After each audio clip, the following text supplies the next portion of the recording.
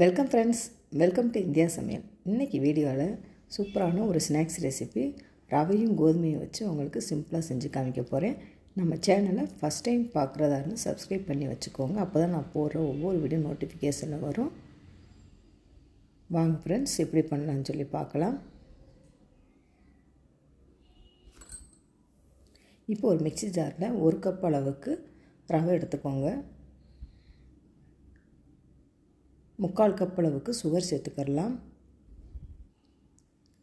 1/4 teaspoon அளவுக்கு ஏலக்காய் தூள் சேர்த்துட்டு நல்லா நைஸாக அரைச்சி எடுத்துகிட்டு வந்துடலாம். இப்போ இந்த அளவுக்கு நல்லா நைஸாக அரைச்சாச்சு. இப்போ வேறொரு பவுலில் மாற்றிக்கிறலாம்.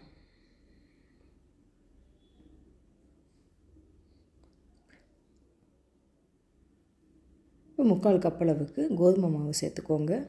இப்போ சேர்த்துட்டு நல்லா கலந்து விட்டுக்கிறலாம்.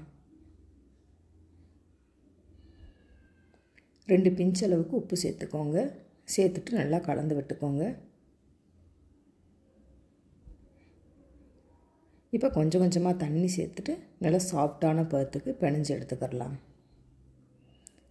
நம்ம சப்பாத்தி மாவுக்கு பிணையிறாப்பில் பிணைஞ்சிக்கோங்க.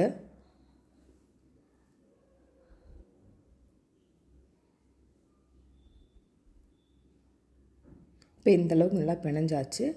அரை மணி நேரம் நல்லா ஊறட்டும். இப்போ ஊறினதுக்கப்புறமா கொஞ்சமாக மாவு எடுத்து நம்ம சப்பாத்திக்கு உருட்டுறாப்பில் உருட்டிக்கிறலாம்.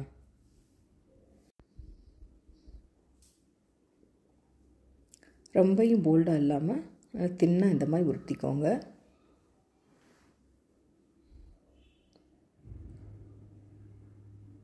இப்போ இந்த அளவுக்கு நல்லா உருட்டியாச்சு.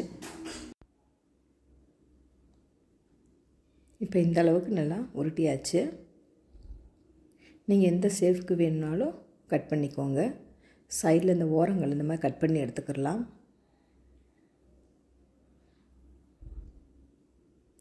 நீங்கள் ஸ்கொயர் ஷேப்பில் வேணுனாலும் இல்லை டைமண்ட் ஷேப்பில் வேணுனாலும் கட் பண்ணிக்கோங்க.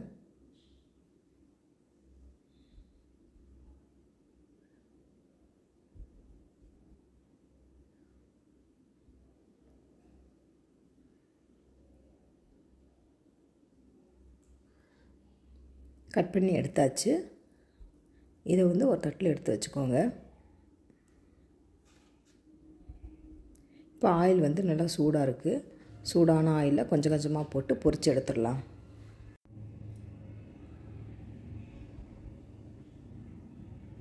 நல்லா கலர் நல்லா சேஞ்ச் ஆன பிறகு எடுத்துடலாம். இப்போ பார்த்தீங்கன்னா நல்லா வெந்துருச்சு. இப்போ எடுத்துடலாம்.